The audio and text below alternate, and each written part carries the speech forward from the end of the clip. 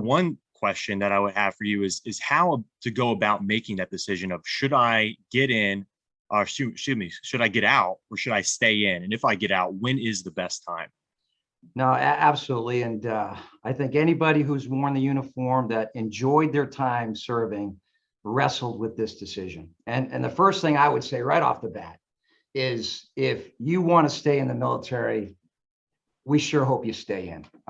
We, as an American, as a patriot, we need great people, great talent to stay in the military. But that's a really tough personal decision that if you're listening to this webinar, you're obviously considering it, and we respect that. The only time I would tell you that it's not probably wise to stay in is if the only reason why you're staying is the fear of the unknown. You know, there's so many great things about the military that are unique, but I just hope that you don't hesitate because you just don't know if what you have done will prepare you for this next chapter. Because I can tell you that it absolutely it will, and it has.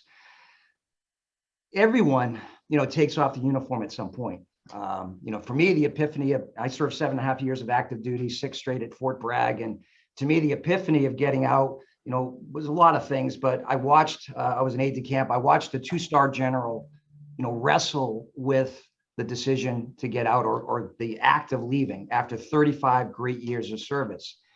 And so, one simple fact is everybody's going to take off the uniform at some point. So to Derek's question, when is the right time?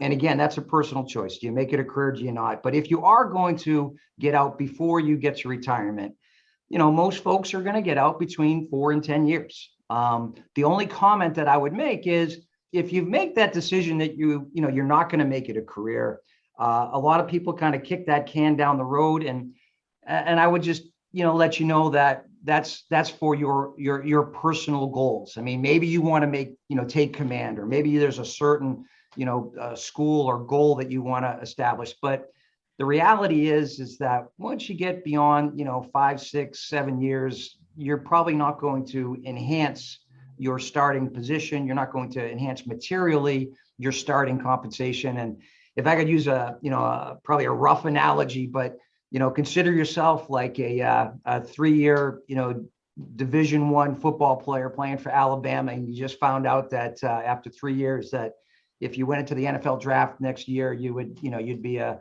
first or second round draft choice. The economic decision would be to go to the draft. If you want to stay because you want to win a championship or so forth, so be it. But bottom line, it's a tough decision. We respect how hard it is. But if you do make the decision, don't procrastinate on when you get out. I mean, that window is there. We've worked with candidates successfully that have gotten out at the 11-year mark, the 12-year mark. And there's no hard number. I must be out by this date. But that my comment about your marketability doesn't materially increase after a certain point. There is a point of diminishing returns. So that would be my thoughts on that decision about stay in or stay out.